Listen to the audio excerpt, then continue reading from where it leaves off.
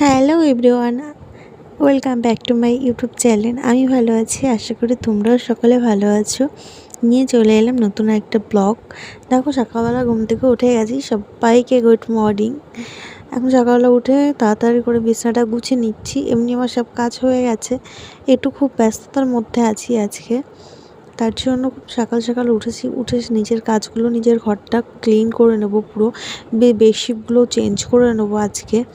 কারণ অনেক দিন হয়ে গেছে, প্রায় এক সপ্তাহ বেডশিটটা কাচা হয়নি। এর জন্য আমি আজকে চেঞ্জ করে নিচ্ছি, ওগুলো সব ভেজাবো আজকে আমি।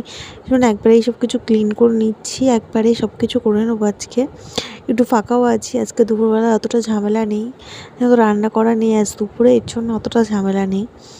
দেখো, আমি বিছানাটা গোছ করে ঝেড়ে নিচ্ছি এখন, পরে আমি বেডশিট পেরে নেবো।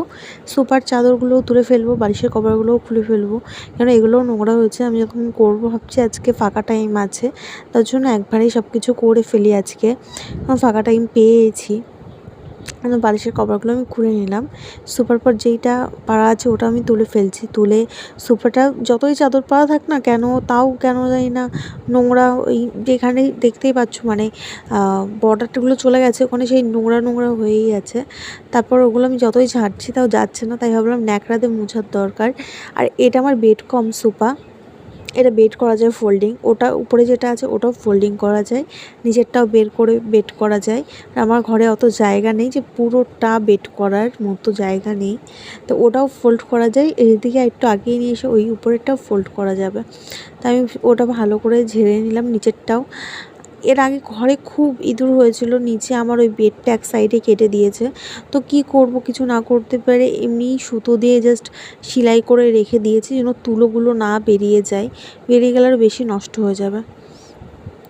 আর ওর জন্য আমি বালিশগুলো এক সাইডে রেখে দিলাম, কেননা কভার পরা নেই, যেহেতু দেখতে বাজে লাগবে শোয়ার মধ্যে রেখে দিলে। তা জামা কাপড়গুলো ভিজাতে যাচ্ছি, সকাল সকালে জামা কাপড়গুলো ভিজিয়ে দেবো। সকাল সকাল না ভিজালে, কিছুক্ষণ না রাখলে না নোংরাগুলো ভালোভাবে উঠতে চায় না। ঘরটা ঝাড় দিয়ে রান্না হয়ে গেছে আমার আজকে, রান্না করেছি। আমার হাজব্যান্ড চলে এসছে, ওকেও খেতে দিয়ে দেবো। আজকে সিম্পলই রান্না করেছি।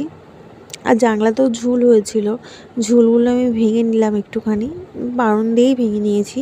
সেরকম ঝুল হয়নি, কিছুদিন আগেই ঘর ছেড়েছি পুজোর আগ দিয়ে, লীল পুজোর আগ দিয়ে, তার জন্য সেরকম ঝুল হয়নি। জাস্ট জানলাটা ঝেড়ে নিলাম, ঝেড়ে ঘরটা ঝাড় দিয়ে নেব।